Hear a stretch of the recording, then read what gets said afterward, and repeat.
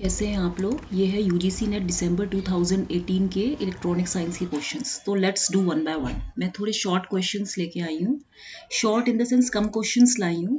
ठीक है, देखिए मैं इसको फर्स्ट क्वेश्चन ही दूंगी। विच of the following is not correct in respect of a phase lead compensation network. पहली बात तो फेज लीड कंपनसेशन नेटवर्क क्या होता है। देखिए ये इसका डायग्राम होता है, ये R1 होता है, ठीक है, it is in shunt with C, okay, and then यहाँ पे आपका क्या लगता है, R2 लगता है। ये डायग्राम थोड़ा सा रफ है, कोई बात नहीं, ये आपको याद आ जाएगा। ये इनपुट है VIS, ठीक है, और यहाँ पे ये आपका जो होगा आउटपुट V0S आ जाएगा। ठीक है, अब तुम इसका जो ट्रांसफर फंक्शन है, क्योंकि फेज लीड कंपनसेशन नेटवर्क है, तो V0S output upon input. This is equal to alpha of 1 plus ST divided by how much? 1 plus ST. यही होगा ना। अब इसमें आप देखिए जो अल्फा होता है, this is equal to R2 by R1 plus R2. यही होता है ना। अब आप इसमें देखिए जो time constant T, this is equal to R1C. ठीक है, अब आप इसमें ये भी देखिए जो फेज लीड कॉम्पनसेशन नेटवर्क है, इसमें क्या पूछा, विच इज नॉट करेक्ट। पहला तो ये है कि it improves the transient response, ये सही है। It is used when fast transient response is required. Transient मतलब चेंजिंग कंडीशंस। दूसरा क्या है, हायर फेज मार्जिन भी होता है इसका, हायर फेज मार्जिन होता है, और इसकी हाई स्पीड भी होती है। It has high speed also, it increases the speed of response speed also. ठीक है, और आप ये भी देख लीजिए कि गेन भी बढ़ता है, yes, and increases system bandwidth, लेकिन फेज को डिक्रीज करता है नियर क्रॉस ऑफ फ्रीक्वेंसी। ठीक है, ये गलत है, इसीलिए ये इसका which is not correct first. आपके पास देखिए जो कंपनसेटर होता है, मैं यहाँ पे थोड़ा सा आपको बता भी देती हूँ। जो कंपनसेटर होता है, it is in the form of, जैसे GS है, यहाँ पे आपका S plus A divide by S plus B, इस फॉर्म में होता है ये। तो यहाँ पे आप देखिए it will work as a lead compensator. ये लीड कंपनसेटर की तरह कब एक्ट करता है, if A is less than B, and lag compensator कब होता है, लैग कंपनसेटर की तरह, ये क्वेश्चन भी आता है, लैग कंपनसेटर की तरह ये तब एक्ट करता है when A is greater than B. Okay, and the frequency at which phase lead occurs, frequency at which this phase lead occurs, वो कौन सी फ्रीक्वेंसी होती है, this is omega is equal to under root of AB radian पर second. ठीक है, तो ये आपको इतना पता होना चाहिए। नेक्स्ट क्वेश्चन है आपका second, the plot of modulating index versus carrier amplitude. क्या बोला है, modulating index versus carrier amplitude का प्लॉट कैसा होता है, क्या वर्टिकल लाइन होती है, पैराबोला होता है, हाइपरबोला होता है, या हॉरिजॉन्टल लाइन होती है। देखिए आपको ये मालूम होना चाहिए कि जैसे एम्पलीट्यूड मॉड्यूलेशन इंडेक्स है, ये एम्पलीट्यूड मॉड्यूलेशन इंडेक्स को हम MA से डिनोट करते हैं।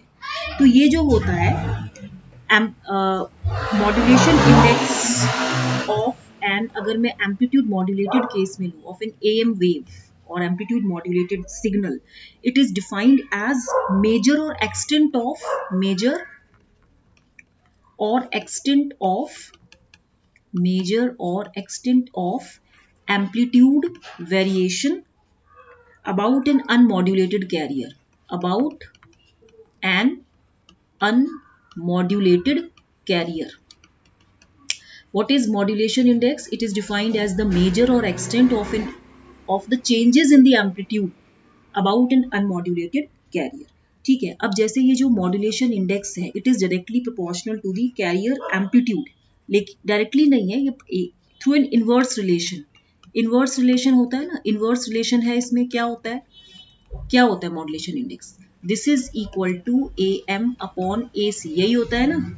तो ये AM अपॉन AC जब होता है, तो इसकी भी कुछ कंडीशंस होती है ना, कि जैसे क्या कंडीशन होती है, जब MA आपका ग्रेटर देन 1 हो, जब MA आपका इज इक्वल टू 1 हो, जब MA लेस देन 1 हो। जब MA ग्रेटर देन 1 होगा तो क्या होगा आपका, AM will be greater than AC, यही होगा ना। मैं मार्कर भी चेंज कर लेती हूँ, रुकिए। हाँ, तो इस केस में क्या होगा, यहाँ पे ओवर मॉड्यूलेशन हो जाएगा। ओवर मॉड्यूलेशन का मतलब क्या है कि डिस्टॉर्शन हो जाएगा। That means the exact information can not be achieved, ठीक है।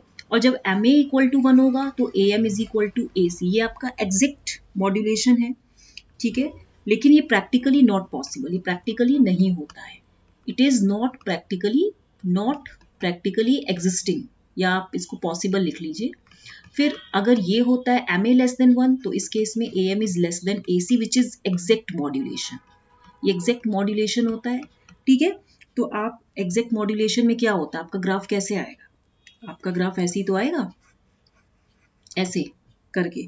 और जब ये एम ए इक्वल टू 1 होता है तो इस केस में कैसा होता है, थोड़ा सा ही बेंट हो जाता है, ऐसा हो जाता है ये, दैट मीन्स ये ऐसे आता है। और जब एम ए ग्रेटर देन 1 हो तो कैसा होता है, तब आपका ये ऐसे जीरो क्रॉसिंग्स आती है ना, ये इस तरीके से आता है ना। तो दैट मीन्स कि जब इसका ग्राफ जो होता है ये हाइपरबोला की तरह होता है, ठीक है। तो जब भी A M greater than A C होगा, distortion will occur and there will be no correct information will transfer possible, okay। third problem है आपका, the junction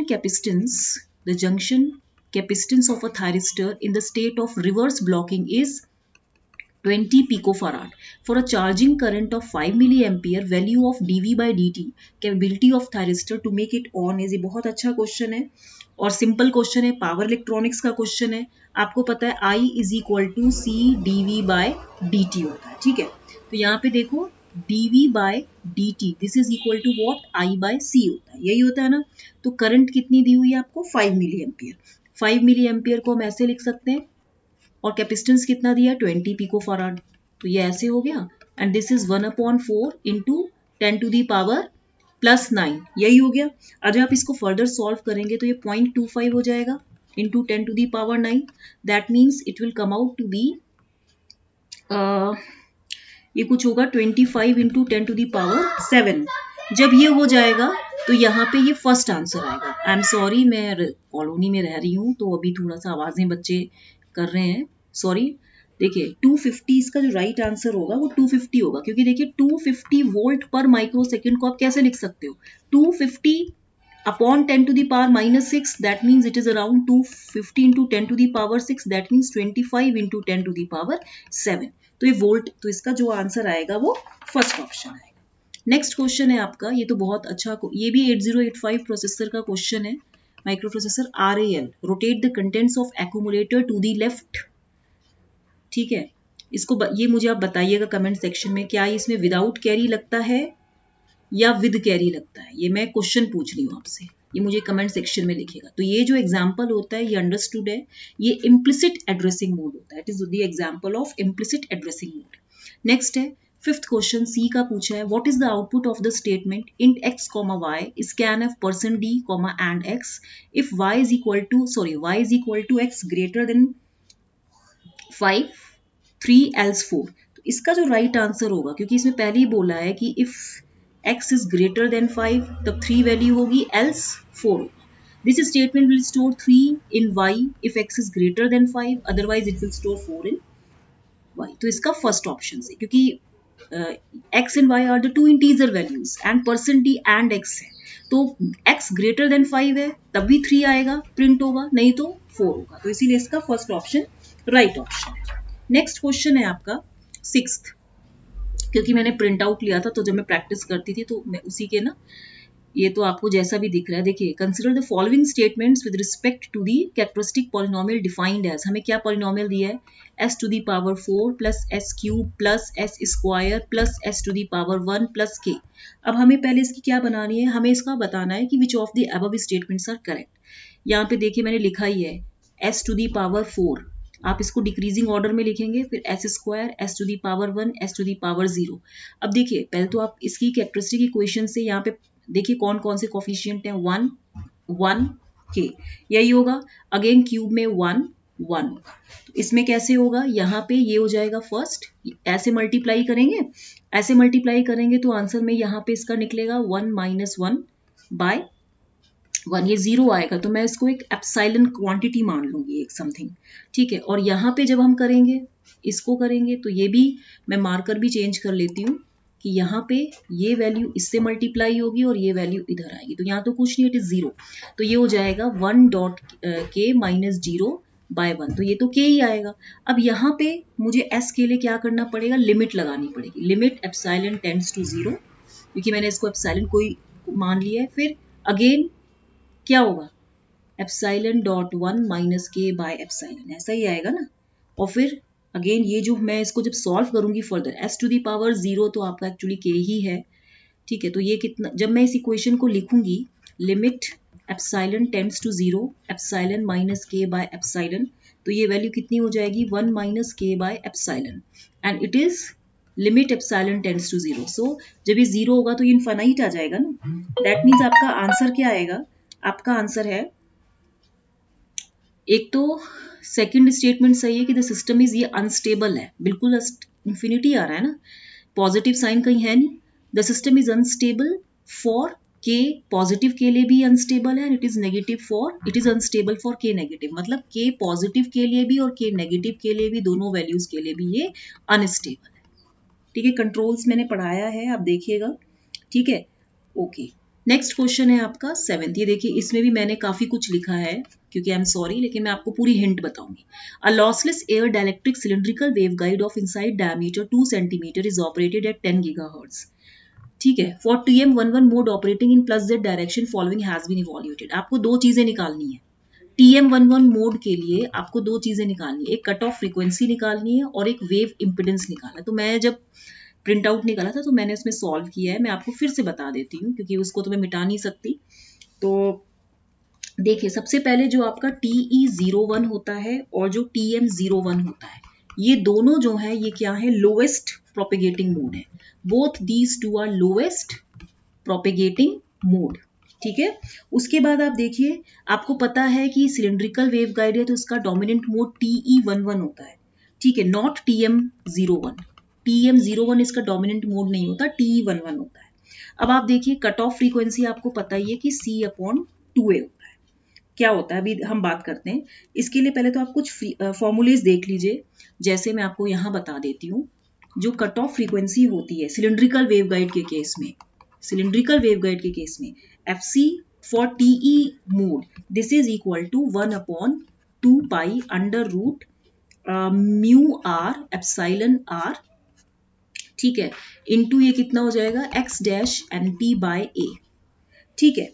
और जो ये कट ऑफ फ्रीक्वेंसी होती है ये तो ठीक है, TM01 मोड के लिए मैं पहले इसका भी बता देती हूँ, ये आपका कितना होता है, ये होगा x01, ठीक है, या मतलब XNP है ये, जहां पे N की वैल्यू 0 है, P की वैल्यू 1 है, by 2 pi A under root mu epsilon, ये वैल्यू होगी। अब आप एक और चीज देखिए, XNP क्या है और X डैश NP क्या है।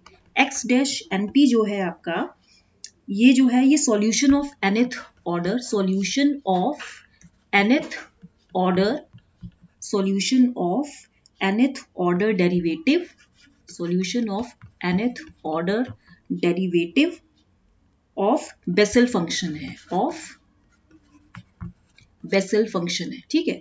और जो ये आपका क्या बोलते हैं इसमें, जो ये XNP होता है, XNP इसको हम क्या बोलते हैं, ये होता है आपका solution of nth order Bessel function, या आप बोलेंगे कि ये तो डेरिवेटिव होता है, ये होता है pth root of, it is the pth root of nth order Bessel function, pth root of nth order Bessel function. अब आप इसमें देखिए इसका फॉर्मूला जो मैं आपको बताने जा रही हूँ, आपने ये पढ़ा ही होगा, जो रेजोनेंट फ्रीक्वेंसी होती है, क्योंकि इसका फॉर्मूला बहुत इंपॉर्टेंट है, विदाउट दिस आप सॉल्व नहीं कर पाएंगे। 1/2 pi under root mu epsilon, और यहाँ पे x dash NP by A का होल स्क्वायर होता है, and plus Q pi by D का होल स्क्वायर होता है, ये आपको पता होना चाहिए, ठीक है। अब इसमें एक प्रोपेगेटिंग कांस्टेंट होता है, this is what, under root x dash NP by A, इसका square and minus omega square mu epsilon. ये फॉर्मूलेज आप याद कर लीजिए, क्योंकि ये सर्कुलर, ये जो फॉर्मूला है ये है सर्कुलर कैविटी रेजोनेटर का है, क्योंकि इसमें कंफ्यूज मत होइए, मैं फॉर्मूलेज भी बता देती हूँ, ये सर्कुलर कैविटी रेजोनेटर का है। और यहाँ पे देखिए जो ये है आपका, ये वाला प्रोपेगेशन कांस्टेंट है, ये है आपका under root XNP by A का whole square and minus omega square mu epsilon, ये हो जाएगा। तो यहाँ पे आप देखिए ए क्या है, it is the radius of circular waveguide. A is what, radius of circular waveguide, ठीक है।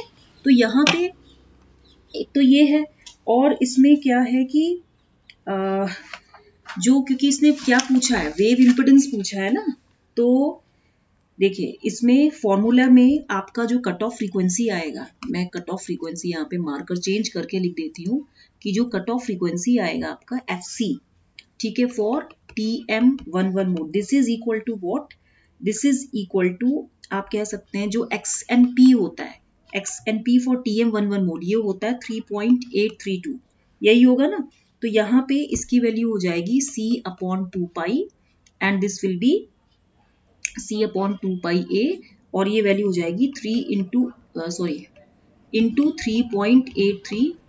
जो कट ऑफ फ्रीक्वेंसी होगी वो ये होगी 2 क्यों मैंने C क्यों लिखा, क्योंकि 1/√μ is what, it is C ना, ठीक है। जब आप इसको पूरा सॉल्व करेंगे तो ये कितना है, 3 इंटू 10⁸ एंड ए क्या है, रेडियस है, तो ये होता है diameter by 2, this is what radius, diameter आपका 2 सेंटीमीटर दिया है, तो 2/2 कितना हो जाएगा, डायमीटर देखिए क्वेश्चन में कितना दिया है, इट इज 2 सेंटीमीटर। तो इसको जब आप पूरा इसको आप खुद सॉल्व करेंगे, मैं नहीं सॉल्व कराऊंगी, ये 1 सेंटीमीटर हो गया। अब आप इसमें यहाँ पे इसकी वैल्यू रखिए, 1 सेंटीमीटर ये हो गया, और यहाँ पे ये 3.832 हो गया, और ये वैल्यू कितनी हो जाएगी, इसको फर्दर पूरा सॉल्व करेंगे तो मैं आपको आंसर बता देती हूँ। ये फॉर्मूला है, क्योंकि ये फॉर्मूला सही है एक्चुअली, लेकिन मैंने इसलिए काटा है ताकि आपको कंफ्यूजन ना हो।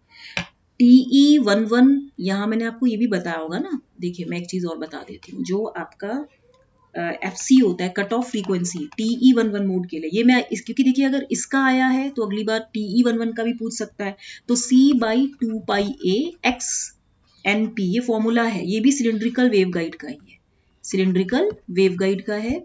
एंड दूसरा, या इसको आप सर्कुलर भी बोलते हो, इसको आप सर्कुलर भी बोलते हो। फिर TM01 है, तो इसके लिए जो कट ऑफ फ्रीक्वेंसी है इसका फॉर्मूला होता है C/2 X01। अब आप इसमें देखिए जो ये X01 है, इस केस में इसकी वैल्यू 2.405 है, और जो TM11 होता है, TM11 के लिए याद रखिए XNP होता है 3.832, और जो आप ये कट ऑफ वेवलेंथ निकालते हैं ये कैसे निकलेगा, 2πr/XNP, ठीक है। तो इसको जब आप पूरा सॉल्व करेंगे, आपको लेमडा सी भी चाहिए, मुझे आप कट ऑफ फ्रीक्वेंसी का फॉर्मूला बता दिए, वेव इंपिडेंस आप खुद निकालेंगे, 2πr मैं आपको लेमडा सी बता रही हूँ, 2π इंटू ये 10⁻⁻2 हो गया, एंड XNP इज व्हाट 3.832, ठीक है। इसको पूरा सॉल्व करेंगे तो कुछ नियर अबाउट 0.0164 आएगा। इस तरीके से भी आप कर सकते हैं, और फिर आप चाहे तो FC is equal to C/λc भी निकाल सकते हैं, ठीक है। तो इसका जो राइट आंसर आ रहा है, इसका जो राइट आंसर है वो है आपका first option is the right answer, okay. तो ये इसमें आपका वेव इंपिडेंस है, तो वेव इंपिडेंस कैसे निकालेंगे, वेव इंपिडेंस का फॉर्मूला कैसे निकालेंगे, ये फॉर्मूला जो भी है इसको आपको याद करना पड़ेगा, इसकी आपको कॉपी बनानी पड़ेगी, क्योंकि मैं आपको एक बता देती हूँ, इसका जो फॉर्मूला होता है, जो वेव इंपिडेंस होता है, या इसको आप कैरेक्टरिस्टिक इंपिडेंस ही बोल लीजिए TM मोड के केस में, वो होता है √μ/ε अंडर रूट ऑफ, ये कितना हो जाएगा 1 - FC/F का होल स्क्वायर, यही होगा। तो इसको हम क्या बोलते हैं, इंट्रिंसिक इंपिडेंस, ठीक है। तो ये आप खुद निकालेंगे, ठीक है, इसको जब पूरा सॉल्व कर लेंगे तो ये आपका निकल जाएगा, ठीक है। बाकी मैंने आपको ये सब कुछ बता ही दिया है, और अगर आपको TE मोड का निकालना होता है, जैसे जो कैरेक्टरिस्टिक इंपिडेंस है या वेव इंपिडेंस है TE मोड के केस में, वो कैसे निकलेगा, √μ/ε बाय ये डिवाइड में आ जाएगा, डिनोमिनेटर में आ जाएगा, √1 - FC/F का होल स्क्वायर। तो सीधी सी बात है, ये इंट्रिंसिक इंपिडेंस होता है ना, देखिए क्वेश्चन मुझे कितना टाइम लग रहा है, क्वेश्चन टफ है।